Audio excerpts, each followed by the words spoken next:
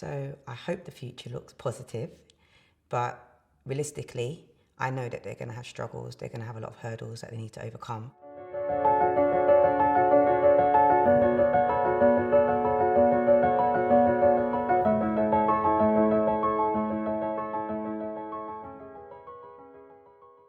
If you'd have asked me this 6 months ago, I'd have been terrified for him because he was struggling, he was disengaged. But actually now I am really excited for his future. He is such a kind, loving, caring, eager to learn, eager to please person.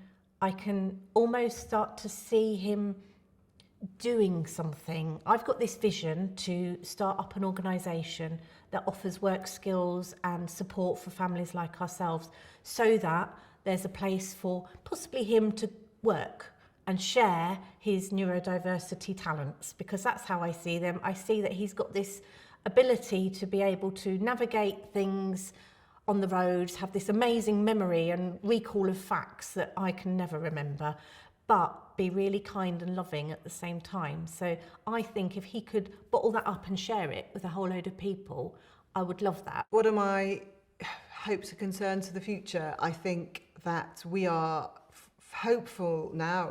Our son is in a good place. He's supported within a really lovely school with really great teachers and staff who understand him and want to help him, and his confidence and his self-esteem are definitely growing, and that's what it's all about. Yes, as a parent, I think you always worry about your children and their future. The longer term support for vulnerable people who are autistic in the community longer term, that's a worry, but we'll cross that bridge. I'm just pleased, if I'm really honest, that he's alive, that he's happy and that he's healthy. What he does next is entirely his decision. He's got the rest of his life to decide what's appropriate. There's no pressure. He's applied to college and university, but both he and us know that's probably not going to suit him.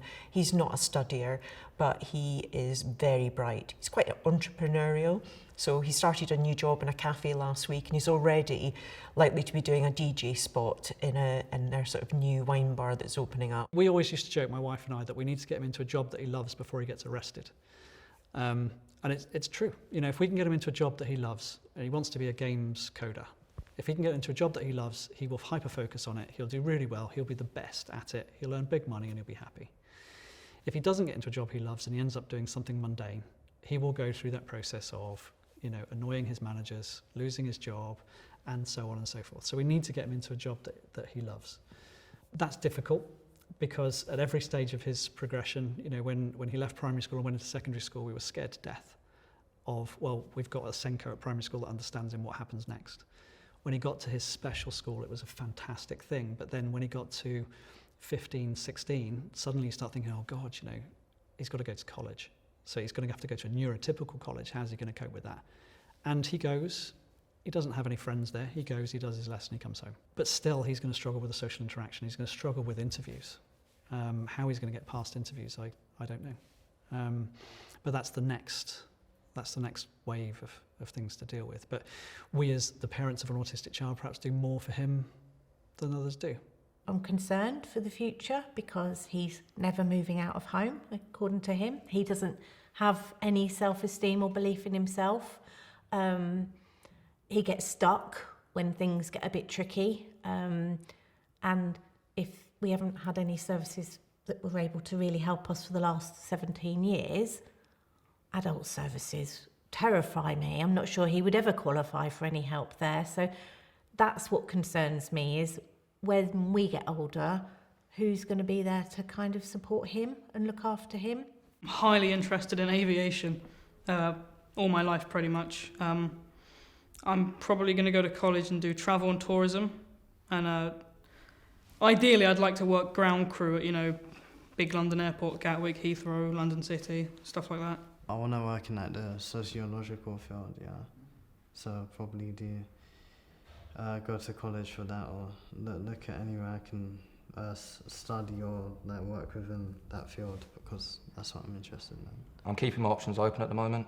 So at the moment I am studying accountancy level 2, AAT, but I'm also looking into joining the army as an officer when I come to the age. I'm also an amateur boxer, so that's somewhere I want to look into becoming a pro in that. I also take a level wise philosophy and psychology, so I'd like to look in some areas around that as well. But I'm keeping my options all open, and Greenwich College as well I'm looking into. So it just shows that anybody, even like people like us, that we've got nothing to stop us from achieving what we want.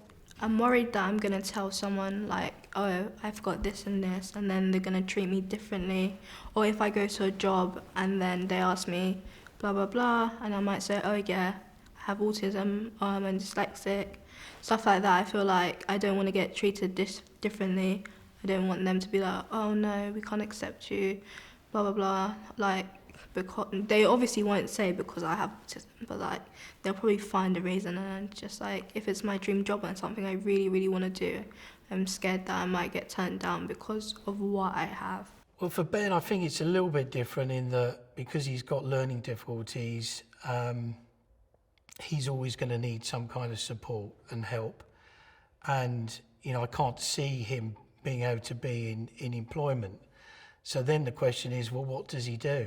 And I think this is a worry for all parents, that your child doesn't end up, when they move from education into adulthood, doing something that they don't want to do, something that they didn't choose, but it was chosen for them because that's where the funding is, or that's where the support is. So I think for us, we're on a slightly different journey in that because of Ben's complex learning difficulties, he's always going to need some kind of support and framework around him.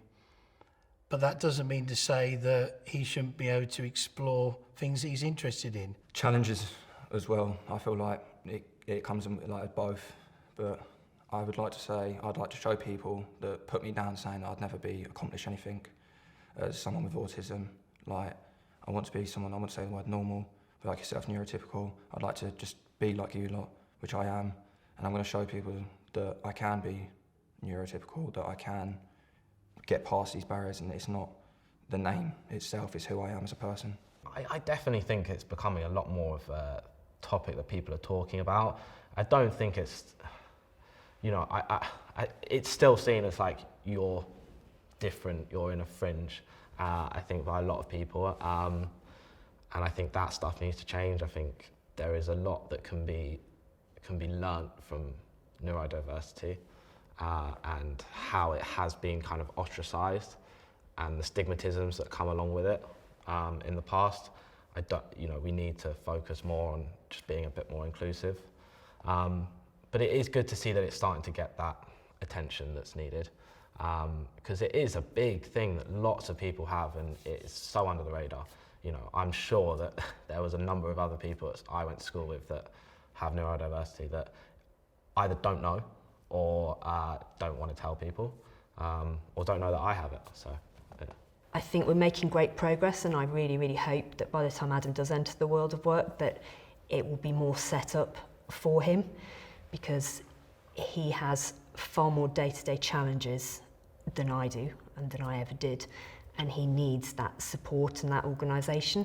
So I think if we'd been going 10 years ago, I would have been really, really concerned about how Adam would get on in the workplace. But now, I think actually we've got 5 more years before he's going to be there. There will be so much change in that time, and that change will be driven by those of us who are getting out there, who are talking about it.